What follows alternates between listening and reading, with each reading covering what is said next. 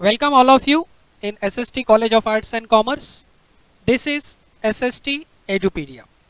I am Assistant Professor Deepak Gawade. Today we are going to learn a topic from Business Communication subject semester 2. The topic is conference. You might have listened this word conference. This word is not very new to all of you. You might have listened the word. There are many educational conferences, business conferences happen.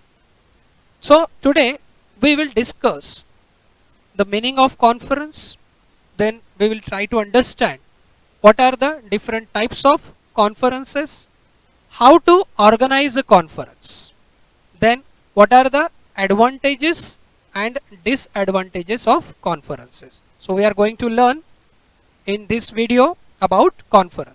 So let's begin with the meaning. First we will try to understand what is the meaning. See this word to confer, which is on your screen. To confer means to consult, to discuss. So conference means a meeting for the exchange of views and opinions. See, the people who participate in the conference, they exchange their views and their opinions in the conference. They discuss on some particular subject. So another meaning of conference is a meeting of people to solve particular problems, take specific decisions or discuss specific matters.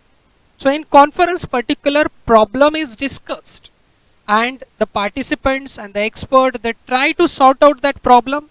They try to get different solutions on that particular problem by discussing the problem in the conference. So this is the meaning of conference.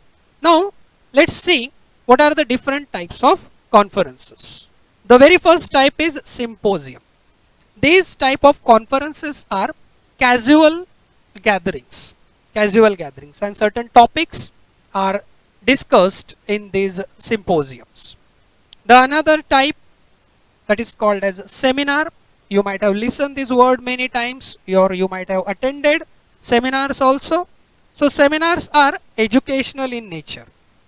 And the main purpose of seminar is to gain knowledge. The participants gain knowledge by attending different types of seminars.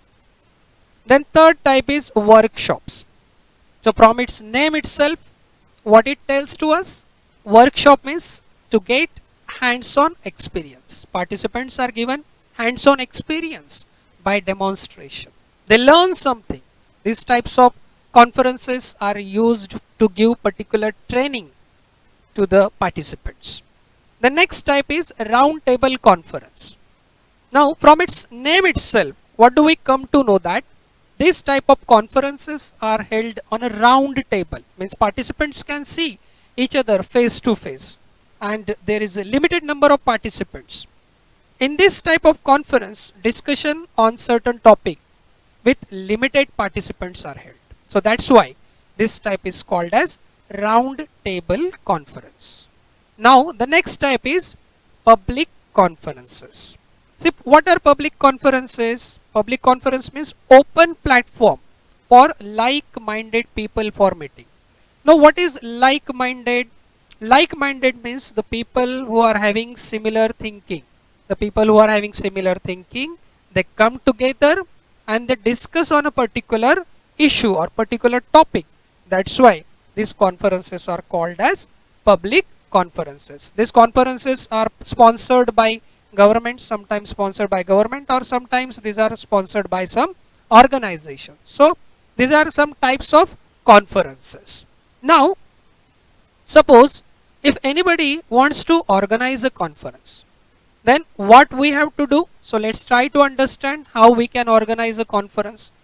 See, if we want to organize a conference, we have to do certain activities. So we can divide those activities into pre-conference activities, conference activities and post-conference activities. Now let's see pre-conference activities. Pre-conference activities means before organizing a conference, what preparations we have to do. See, the very first preparation is we have to plan the conference. We have to select the proper theme, on which theme we want to organize a conference. We have to select the topic of the conference.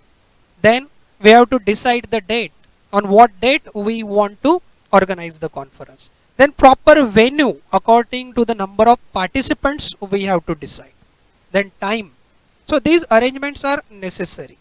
After arranging these things, we have to send invitations to the delegates, to the experts from the industry, the people who will come and they will deliver their speeches.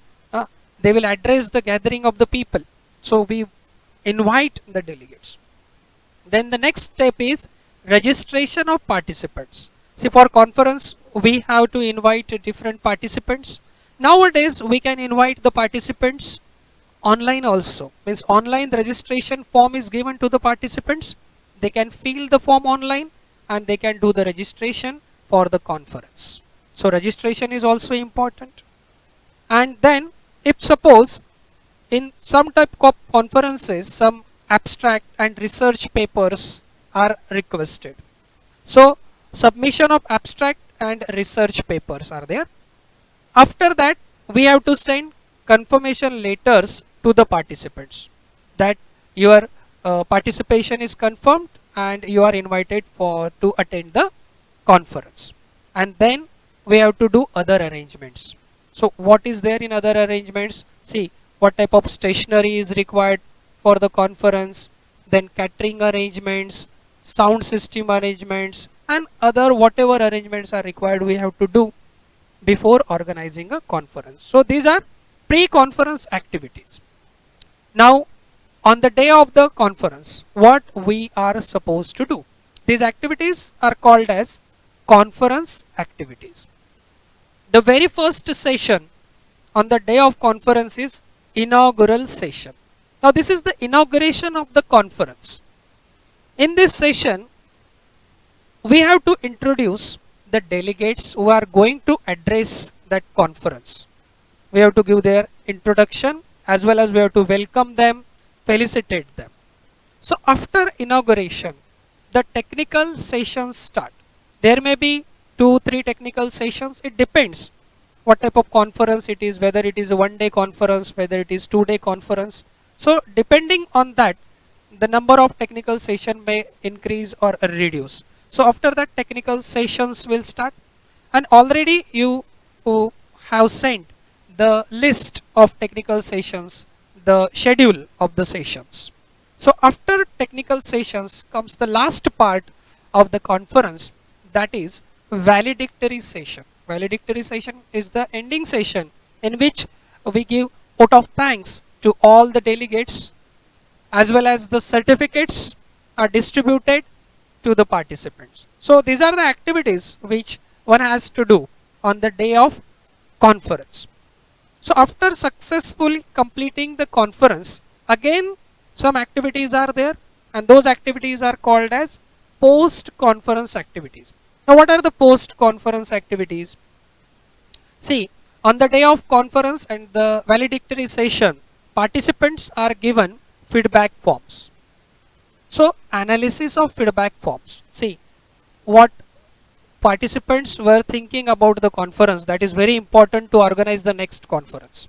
So analysis of feedback form is done after concluding the conference.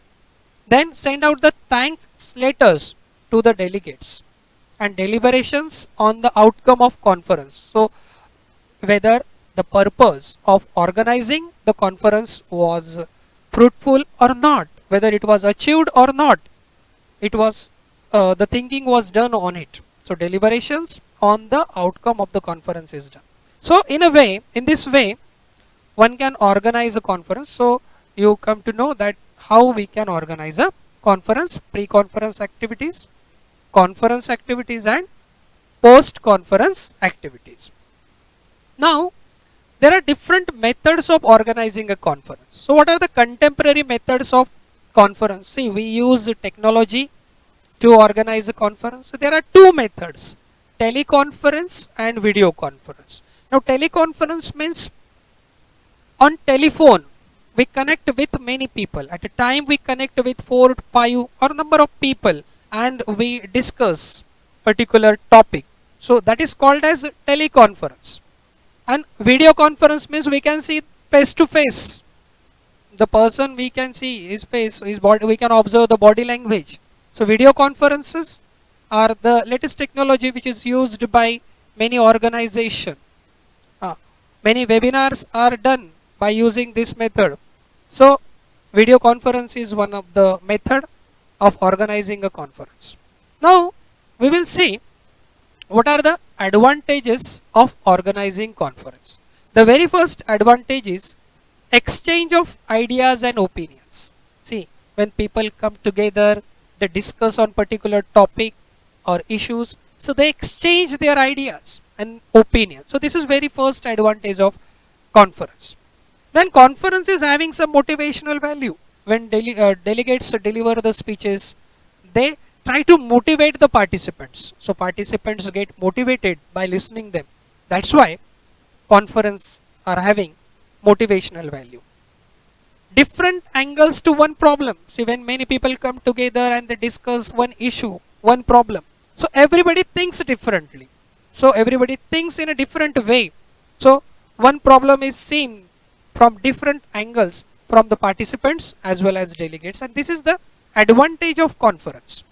Then one most important advantage is it creates the goodwill. The organization which organize the conference, its goodwill is created in the market. So these are the advantages of conferences. Now let's see what are the disadvantages of conferences.